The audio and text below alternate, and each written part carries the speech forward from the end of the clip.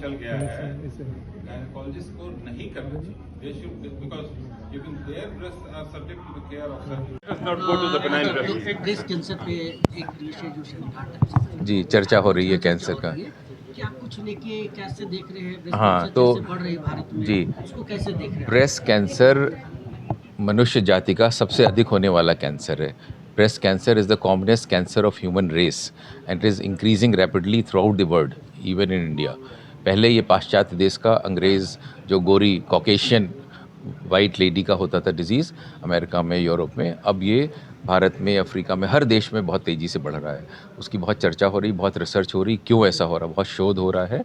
और ये निष्कर्ष निकला है कि जो पाश्चात्य जीवन शैली है, life style, western life style और जंक फूड हैबिट्स और देर रात तक जगना और उससे जो पूरी हमारी स्ट्रेस, तनावपूर्ण ज़िंदगी और pollution, air pollution, water pollution, plastic अब बहुत कॉमन कैंसर का कॉज निकल रहा है रिसर्च के द्वारा।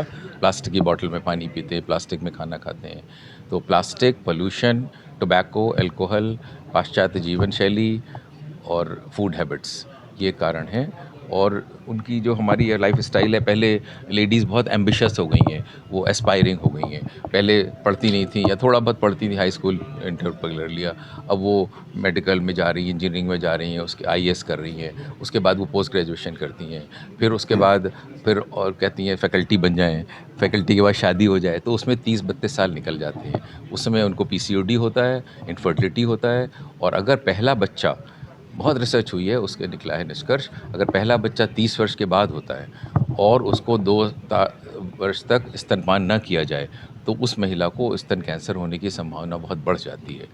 तो अभी जो हमारी लाइफ स्टाइल है, जो तेज़ी से बढ़ती हुई एस्पायरिंग लेडीज़ हैं, वो IIM करके फिर वो मैनेजर बन जाती हैं, फिर चीफ मैनेजर, CEO बन जाती हैं, तब तक 30-35 साल उनके गुजर जाते हैं, इसलिए उनकी कैंसर होने की संभावना बहुत बढ़ जाती है। मेरा नाम डॉक्टर सतीश है, मैं मेडिकल ऑन्कोलॉजिस्ट हूँ, मेडिकल हॉस्पिटल रांची की तरफ से। तो हमने ये ब्रेस्ट कैंसर को लेके एक सिम्पोजियम यहाँ पे आयोजित किया है, जो ईस्टर्न स्टेट जो हमारे हैं उनको लेके जितने भी कैंसर रोग विशेषज्ञ हैं उन सबको लेके हमने एक सिम्पोजियम किया है, कैसे हम अपने झारखंड में ब्रेस्ट कैंसर का कैंसर केयर को अच्छा कर सके, बेहतर कर सके। लिमिटेड, जैसे हमें पता है कि झारखंड में लिमिटेड साधन है, लैक ऑफ अवेयरनेस है, तो कैसे हम लोग सब मिलके इस चीज़ को, एक पेशेंट को बेहतर से बेहतर इलाज अपने झारखंड में दे सकें। कहाँ से डॉक्टर आ रहे हैं?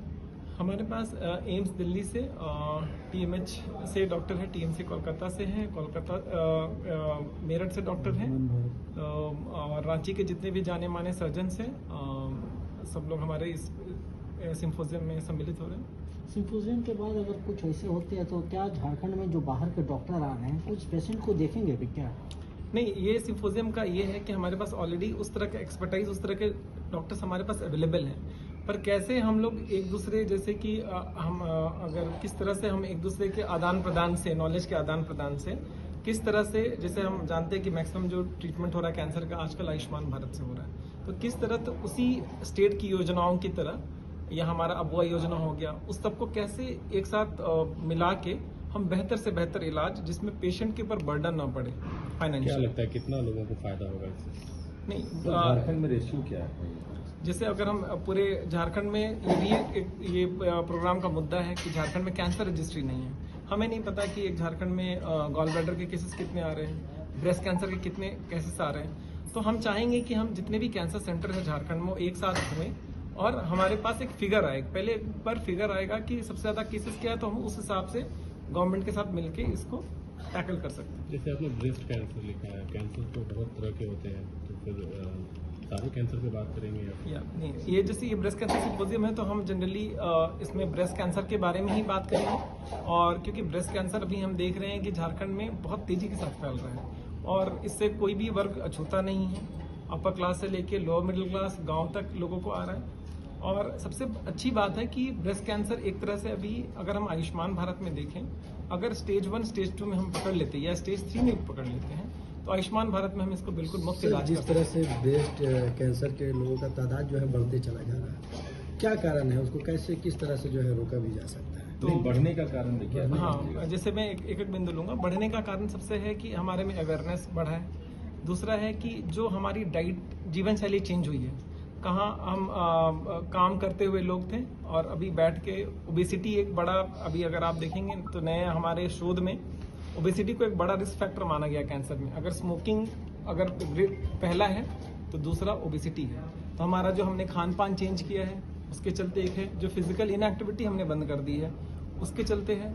तो ये पहले ब्रेस्ट कैंसर सबसे ज़्यादा वेस्ट में देखा जाता था, तो जो हमने जो जीवन शैली चेंज की है उसके कारण ब्रेस्ट कैंसर अभी हमारे झारखंड में भी बहुत कॉमनली उसको देखने को आ रहा है। ब्रेस्ट कैंसर कहते हैं लोग क्यूरेबल